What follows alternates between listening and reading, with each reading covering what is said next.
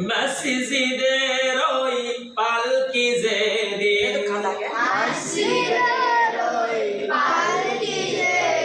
আসবে রে তোর দরজায় খালি হাতে যেতে হবে পরপারে ঠিকানায়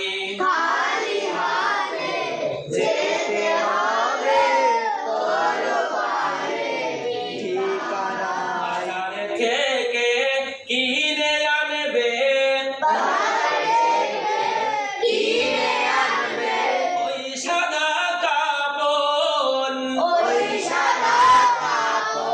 গরম পানির গোসল দিবে শেষবারের মতন নতুন সাজে সাজাইবে